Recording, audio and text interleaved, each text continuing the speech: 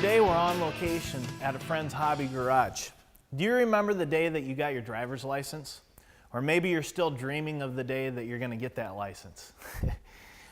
Either way, you remember that when that day came or comes, it is a day of freedom. I can remember getting that little piece of plastic and running home to get in that awesome black rusty Datsun pickup truck.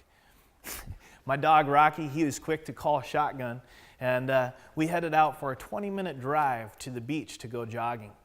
As we drove down the road, we rolled down our windows and we stuck both our heads out the window, and there was this new sense of freedom that came over me. I couldn't really explain it other than I was in control. I could take this little pickup wherever I wanted to go. But with this newfound freedom, I knew that there came responsibility. With that responsibility, there are some things that I needed to do to keep this bucket of rust on the road. And that was where the simple rules of maintenance came in.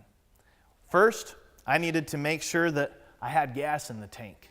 If I didn't have gas, I would be stuck alongside the road, and there goes my freedom. Then there was changing the oil in the truck. No oil, no engine, no working truck. To stay on top of this, I would make sure that I would change the oil every 3,000 miles. Then there's knowing how to change the tire. You know that I might be doing some off-road or I might hit a bump, and if that was to happen, then the tire might explode and I'd be left stranded unless I knew how to change that tire. These and a few other things are some of the general maintenances that I needed to have in place in order to keep my newfound freedom. Now, when you give your life to Christ, it's a lot like the day that you get your license. You have this newfound freedom and you can't wait to share it with people, but as days go by, sometimes without even realizing it, you start to take it for granted and you start to forget about the day that you didn't have it. The Bible says in 2 Corinthians 13:5, examine yourself to see whether you are in the faith.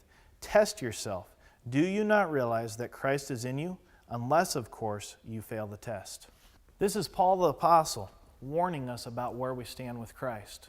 You see, he understood that if we don't do the general maintenance in our lives, that eventually we're going to break down and we're going to lose sight of Christ.